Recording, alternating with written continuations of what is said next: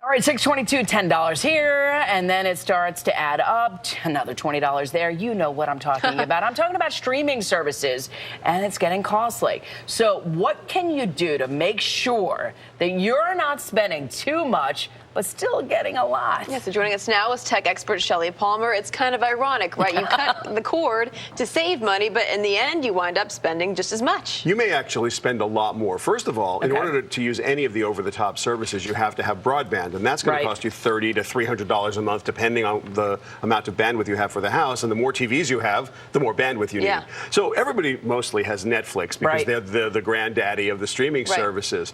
But Hulu has a good product, and that's roughly, $10 a month. You got Amazon Prime, comes with free shipping, but also that's $13 a month if you annualize it. CBS, by the time you're done, you could be in the $60, $70, you'd be at the cable bill and above and only have a few channels with only a few choices. So you have to be a little careful. And you know what? The more content that these streaming channels produce, the higher we're going to have to pay to get that content. So this is what's crazy. There's so much great television, and you say, well, I want to go binge on Parks and Recreation. That's on Netflix, right? So, oh, wait, no, now it's on Hulu. And then will you go buy Hulu? Like, there are an amazing amount of great shows. And by the way, it's not just your regular television shows and the original series. There are eclectic combinations. You can go to groups like Filmstruck or Shudder, where they have these niche films. You can go see all your favorite old classics or sports at ESPN Plus. And so by the time you're done, you're in serious trouble. Now, there is another way. You can go all the way over the top. And what I mean by that is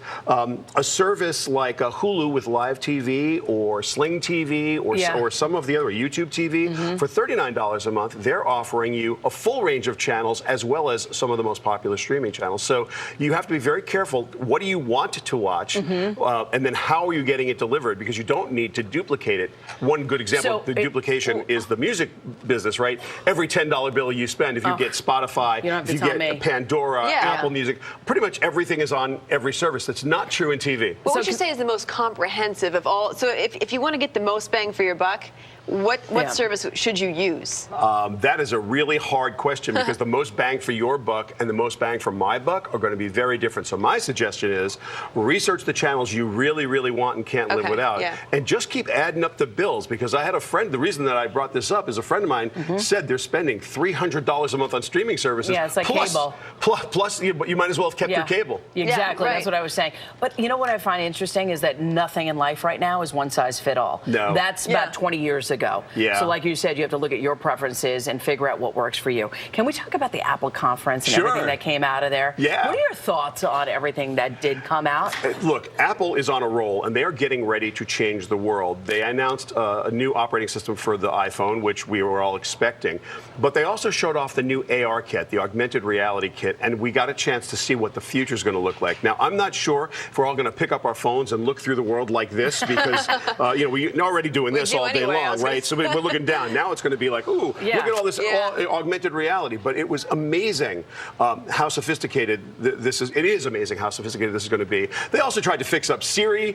They did some work on the Mac operating system that's coming out. So this is a big software set of announcements that Apple made. But the great thing is, it looks like the world's about to change, courtesy of Apple. Interesting. All right. Thank you, Shelly.